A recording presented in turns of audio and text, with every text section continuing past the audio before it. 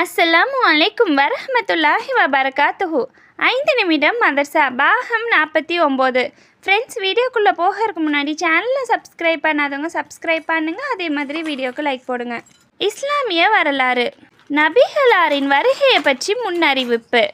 நபி ஸல்லல்லாஹு அலைஹி வஸல்லம் அவர்களுக்கு முன்னர் எத்தனை நபிமார்கள் தோன்றினார்களோ அவர்கள் அனைவருமே தமது சமுதாயத்தாரிடம் இறுதி நபியாக முஹம்மது ஸல்லல்லாஹு அலைஹி வஸல்லம் அவர்களின் பல்வேறு அடையாளங்களையும் கூறி, அன்னார் தோன்றும் காலத்தில் நீங்கள் உயிருடன் இருந்தால் அவர்களிடம் ஈமான் கொள்ளவும் என்று அறிவுறுத்தி உள்ளனர். மாற்றங்கள் 1000 செய்திட்ட போதிலும் தௌராத் மற்றும் இஞ்சிலின் அந்த அடையாளம் பற்றி வசனங்கள் இன்னும் உள்ளனர்.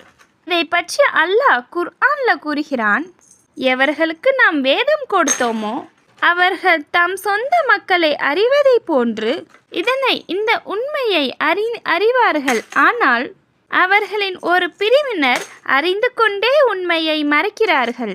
மேலும் ஈசா அலைஹிஸ்ஸலாம் அவர்கள் கூறியதாக குர்ஆனில் வந்துள்ளதாவது, இஸ்ராயேல் மக்களே, எனக்கு முன்னிருந்த தௌராத்தை மெய்ப்பிப்பவனாகவும் எனக்கு பின்னர் வரவிருக்கும் அஹ்மது என்னும் பெயருடைய தூதரை பற்றி நன்மாராயணம் கூறுபவனாகவும் இருக்கும் நிலையில் நிச்சயம் நான் அல்லாஹ்வின் தூதனாகவே உங்களிடம் வந்துள்ளேன்.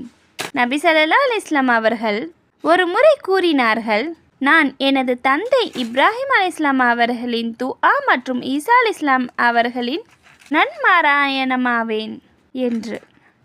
அல்லாஹ்வின் ஆற்றல். சூரியன் வெப்பம் கதிர்வீச்சு.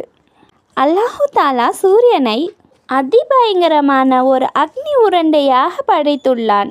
இது நமக்கு வெளிச்சத்தையும் வெப்பத்தையும் தருகின்றது. ஆனால் சில நேரங்களில் இதில் இருந்து அபாயகரமான வெப்பம் கதிர்வீச்சுக்கள் எழுவதுண்டு.